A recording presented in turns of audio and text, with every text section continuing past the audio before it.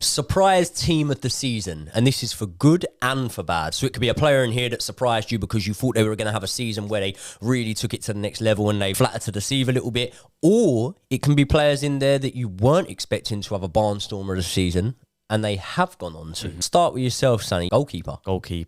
I'm going to say Nick Pope. And the reason I'm saying Nick Pope is he did have a good season at Burnley and he's been a good keeper. But to think that he's topping the league with clean sheets is unbelievable. And it's just a testament to how good he's been and how good Newcastle have been as well. I can't remember the actual fee, but if my memory serves right, in hindsight, when you look back on the season he's having, it was a fairly snip price as well. I think it's 15 mil. Don't quote me on it, but I think it was 15 mil for Nick Pope. I mean, to be honest, I know goalkeepers go a little bit cheaper than outfield players, but anything below 20 mil for Nick Pope, decent. Fair play to Newcastle, fair play to Eddie Howe, and fair play to Nick Pope. Little bit unlucky, Nick Pope, that he didn't come along 10 years earlier in terms of international duty because he's competing with two top goalkeepers. No matter what anyone says about Pickford, I still do think he's a top goalkeeper proven for England. But yeah, even on international terms, a little bit unlucky for Nick Pope that he's come along in the area that he has.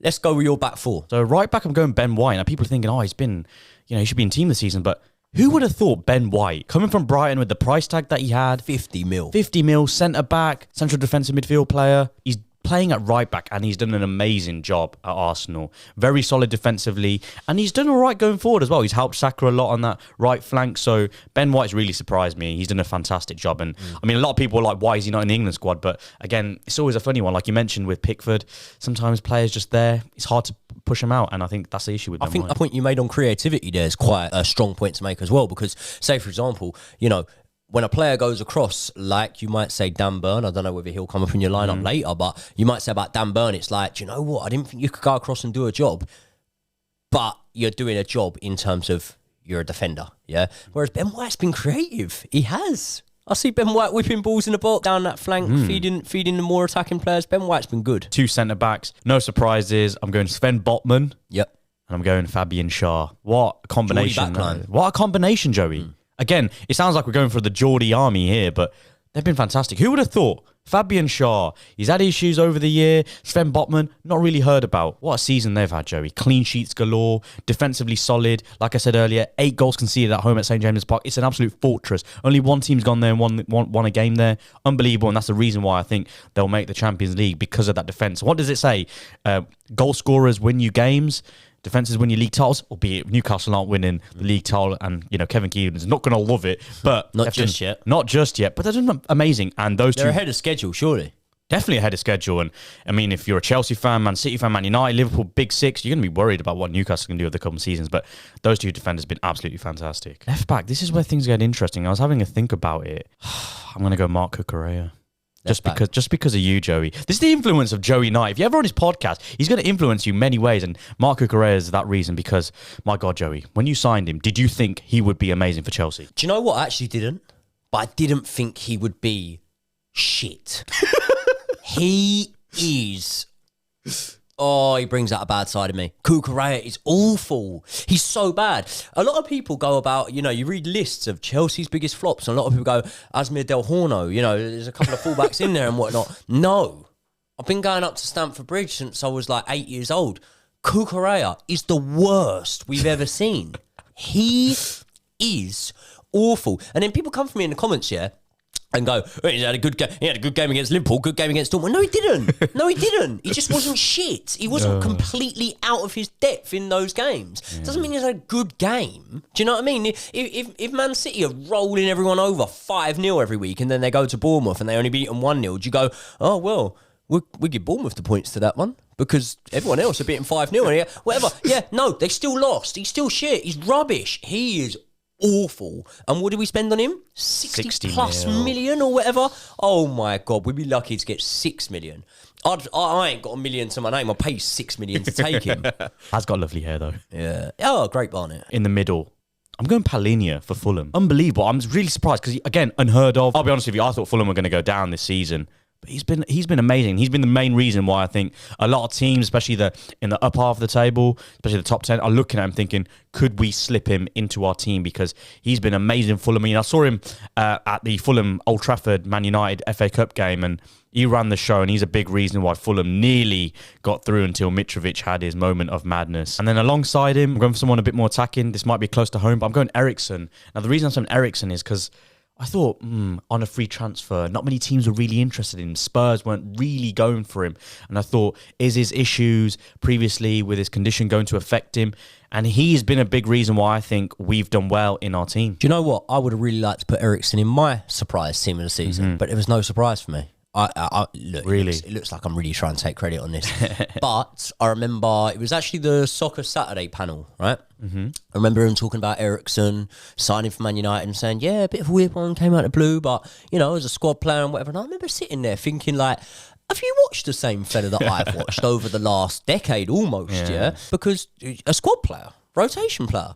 Mate, Christian Eriksen will start every match he's available. Chelsea are crying out for a Christian Eriksen at the minute. Absolutely dying for a player like Christian Eriksen. And as I say, that's why he never made it into my team, because I didn't doubt that for 1 minute. Listen, I'm wrong on a lot, but I was right on Eriksen. And that's why you got to listen to Joey Knight. And then on the wing, this is where things get interesting. So I'm going to go Anthony on the right wing. Now, the reason I'm going Anthony... Hold on.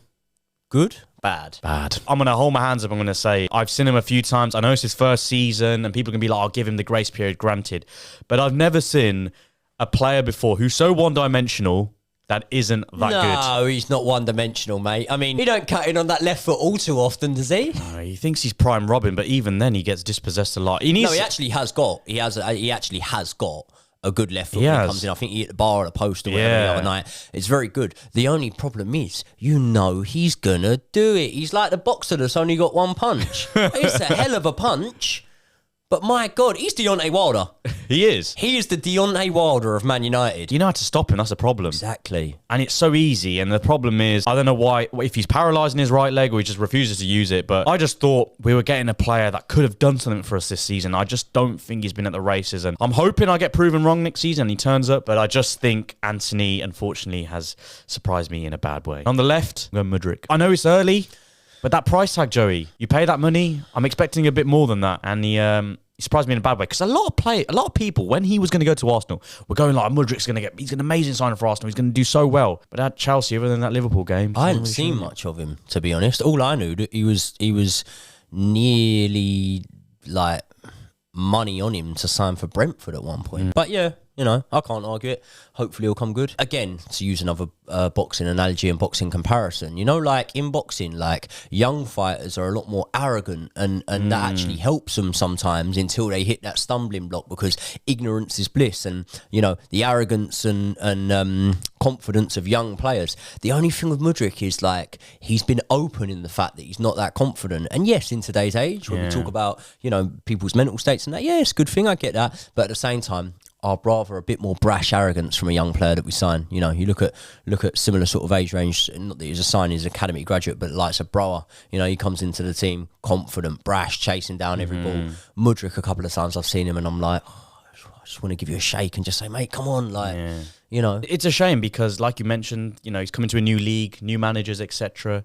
It can be hard, but when you come with that price tag, there's a lot of hype as well. You expect a little bit more, and it's a shame because I think there is a player there, and who knows, you might see it at the Bridge next season, but I'd probably go Mudryk left wing. And in the whole, this is where things get interesting, and you're going to be like, I don't know about it. Phil Foden surprised me in a bad way this season. Everyone always gives me stick about, Foden should be in the England team when it comes to international break. Foden shouldn't be in an England 11. If we're picking our strongest 11, as in how they play on a pitch. Thank you. Not strongest 11 on paper. A game's played on grass, not paper. So if we're picking the strongest 11 team for England, Phil Foden, don't make it in there. Thank you very much. But Foden, for me, this season surprised me. I thought this season he was going to grab it by both hands. He was going to turn up. Obviously, he played in the World Cup for us. Turned up against you lot. Well, yeah, I started the season. No, I'm not even trying to banter. Like, he had a good game there. Yeah. I remember thinking, But he's a bit out of favour. Injuries, I don't think, helped him as well. But currently, the way City are playing, he don't even get a look in. And it goes to show that someone who's so talented has underwhelmed this season. And uncomfortable conversations need to be had about Foden this season because he has surprised me in a bad way. Up top, I'm going to go Pierre-Emerick Aubameyang. Why did you sign him, Joey? Why did you? Fuck knows. I don't know. What?